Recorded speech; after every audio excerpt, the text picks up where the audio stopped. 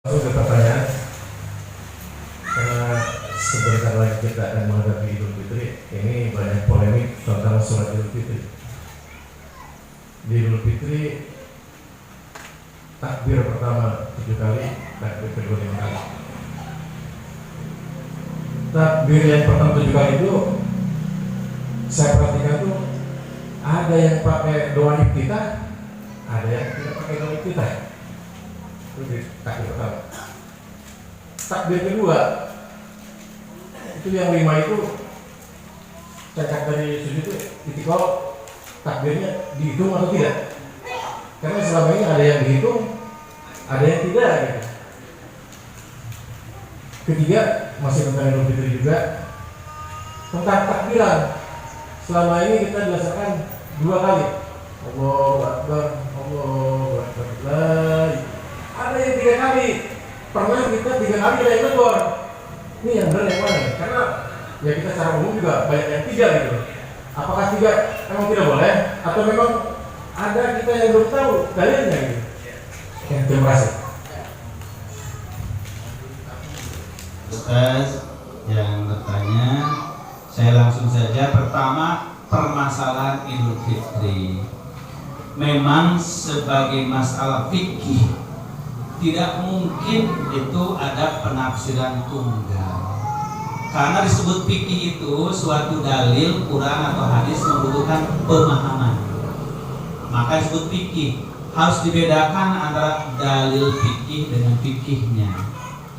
Umpamanya dalil fikih tadi tentang Idul Fitri, bahwa Rasul itu sholat Idul Fitri, takbirnya itu adalah sama niata takbiratin, 12 takbir.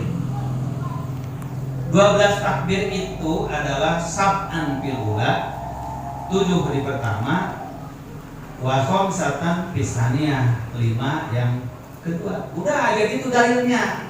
Kan gitu dalilnya. Nah, untuk menafsirkan dalil itulah maka para ulama meneliti, mengkaji. Dari hasil penelitiannya beda-beda, itulah namanya ijtihad. Jadi bukan beda dalilnya, tapi beda hasil penelitian. Maka di antara ulama pertama yang dipersoalkan begini, apakah di sholat Idul Fitri setelah takbiratul ihram itu masih ada iftitah atau tidak? Itu pertama. Maka jawabannya yang lain menganalisis, ini kan khusus, makanya ada takbir-takbir sesudahnya itu pengganti iftitah. Begitu tuh argumennya itu. Kalau ada iftitah maka bakal ada takbir-takbir yang lain, gitu argumennya. Maka tidak perlu iftitah. Lalu adakah doa-doa yang lain? Tidak ada satupun hadis dari Nabi doa-doa. Tapi ada diriwayatkan dari sahabat mengucapkan subhanallah walhamdulillah wallahu akbar. Tapi itu pendapat boleh nggak dijadikan dalil semua orang? Timbul lagi perbedaan. Maka ada yang pakai itu, ada yang tidak sama sekali. Pokoknya takbir saja Allahu akbar, Allahu akbar. Karena nah, maka ketika memilih hasil penelitian itu diteliti, akhirnya sekelompok orang ngambil kesimpulan yang ini, sekelompok orang mengambil kesimpulan. Semuanya dalilnya sama. Itu yang harus kita pahamkan. Itu namanya fikih. Maka dicarilah mana yang paling lebih memungkinkan, kuat kebenarannya, lebih dekat dengan bantuan dalil-dalil yang lain tadi, kaji. Nah, maka di kita umpamanya memilih bahwa tidak ada dalilnya bahwa Nabi membaca doa iftitah di sholat Idul Fitri, tidak ada. Karena itu kita memilih tidak. Lalu kalau sudah melakukan, itu kan penafsiran, disamakan dengan takbir yang lain umpamanya. Apakah bisa diponis salah? Tidak bisa juga, karena dia juga mengambil ke dalil yang lain, gitu. Tapi kita memilih lebih baik tidak. Kemudian begitu pula tentang hitungan takbirnya, 7 itu mana? Karena dalam hadisnya juga disebut secara global, sab'an fil ula, ya 7 ya semuanya dari takbiratul ihram sampai tambahannya 6, jadi 7. Kalau yang lain bukan, takbiratul ihram tidak dihitung, tapi dihitungnya adalah dari yang keduanya, tambahannya itu, makanya bukan 7 di 8. Begitu pula rakaat kedua ketika bangkit nyaman tidak dihitung, dan itu mah bukan takbir tambahan, itu mah takbir intikal, jadi tidak dihitung, dihitungnya ya pertama di Allah Akbar. Itulah cara menafsirkan yang pertama. Maka tak 7 dan 5 itu prakteknya ini 8 dan 6 prakteknya gitu. Itu tafsiran pertama. Tafsiran yang kedua konsisten, pokoknya 7 ya 7, karena Nabi juga tidak merinci 7 itu yang mana. Sahabat juga tidak merinci.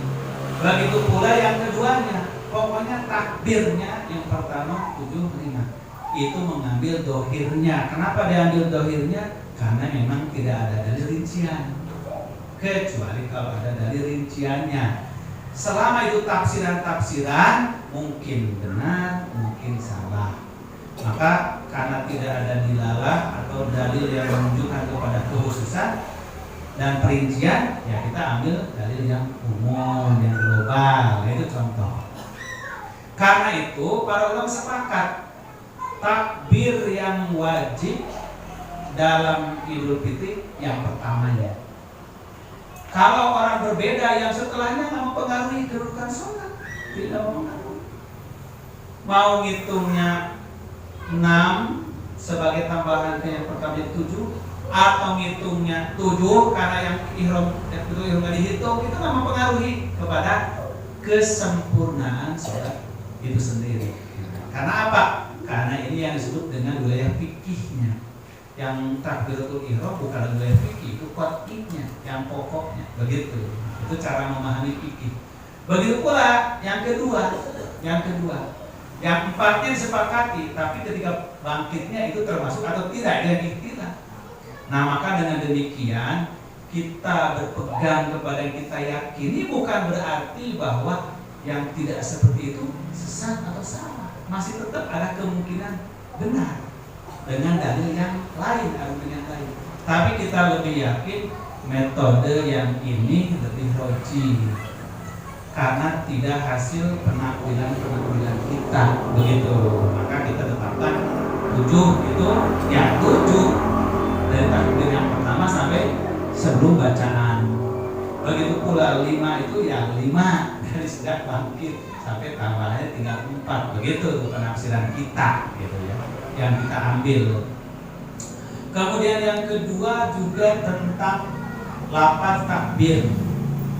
Lafaz takbiran pun itu sama, tidak ada hadis yang sahih langsung dari Nabi tidak.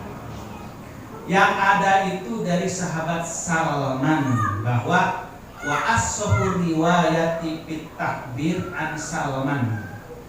Sesohih-sohihnya riwayat tentang takbir dari Salman yang mengatakan yaitu Allahu Akbar, Allahu Akbar, La ilaha illallah, Allahu Akbar, Allahu Akbar walillahil hamd. Lalu yang kedua adalah 3 kali Allahu Akbar, Allahu Akbar, Allahu Akbar kabiro, Allahu Akbar, Allahu Akbar, Allahu Akbar kabiro. Maka dari 2 hadis itu ada ulama menggabungkan Allahu Akbar, Allahu Akbar, Allahu Akbar 3 kali, La ilaha illallah wahdahu la ilaha illallah, Allahu Akbar, Allahu Akbar, walillahil hamd. Ada yang membedakan, dari gabungin yang Allah 3 kali ke sana Allahu Akbar, kabiro gitu. Yang ini itu yang kita pegang, kayak gitu. Jadi Al-Quran sendiri merintah takbir umum. Dalam surah Al-Baqarah, walitukabbirullaha walitukmilul iddata walitukabbirullaha ala ma hadakum wa la'alakum tashkurun. Intinya itu mewujudkan syukur, gitu. Itu inti daripada kita bertakbir, mengagungkan Allah. Syukur kita semua bisa selesai melaksanakan Ramadan dan sudah siap melaksanakan Idul Fitri, mengeluarkan zakat, maka takbir itu. Maka yang kita ambil itu adalah as-sahih riwayat yang paling sahih. Adapun praktek-prakteknya juga banyak, tapi kita ngambil yang paling sahih dari yang sahih itu, dari yang ada itu. Nah, ini cara istinbat kita. Maka tidak berarti bahwa yang tiga-tiga jadi salah lalu mubadir. Nggak bisa, nggak mubadir orang takbir. Dan kalau orang bertakbir dengan yang tiga, apa susahnya orang lain tiga kita dua? Allahu Akbar, Allahu Akbar. Dua lagi. Kebetulan nambah Allahu Akbar. Kan gitu. Ya, jadi nggak mempengaruhi kita, sebetulnya bisa. Gitu. Nah, lagi pula kalau berdasarkan sunnah Nabi, tidak mesti kita takbir itu kita harus dipimpin, harus serempak dipimpin seorang baru bareng, tidak mesti begitu. Makanya kenapa tidak ada riwayat yang paling sering, karena sahabat sudah teriak masing-masing, maka orang memperhatikan takbir orang lain di pasar, kemudian Idul Adha ya. Kalau begitu kan terbatas waktu berangkat ke lapangan saja. Tapi kalau Idul Adha itu kan di pasar-pasar, di rumah-rumah, di masjid, semua ramai dengan takbir. Masing-masing takbir sendiri-sendiri dengan cara yang beda. Ada yang takbir saja, Allahu Akbar, Allahu Akbar, Allahu Akbar, Allahu Akbar, walillahil hamd. Yang lain Allahu Akbar, Allahu Akbar, Allahu Akbar kabira. Maka ini kita Allahu Akbar, Allahu Akbar, nggak begitu. Jadi beda prakteknya. Makanya jadi beda juga pemahamannya. Pemaknaan takbir itu, karena Al-Quran itu bebas saja menyebutkan walitukmilul iddata walitukabbirullaha ala ma hadakum. Maka kalau hadis tidak mengatur secara sempit, itu artinya memberi kelonggaran, memberikan kemudahan, tapi tetap kita lebih cinta mana yang lebih sah riwayatnya gitu. Itu caranya gitu. Maka selama kita mampu melaksanakan yang terbaik, itu lakukan yang terbaik. Tapi kalau orang lain belum melakukan seperti yang kita harapkan, tidak apa-apa.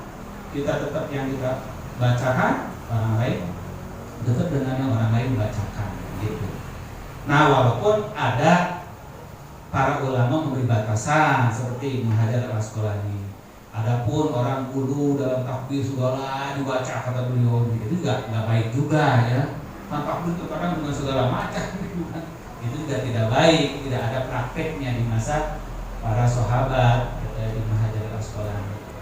Berikutnya juga tentang seorang yang sapar ya. Sudah cukup itu ya? Atau satu ya? Sudah ya? Oh iya, alhamdulillah.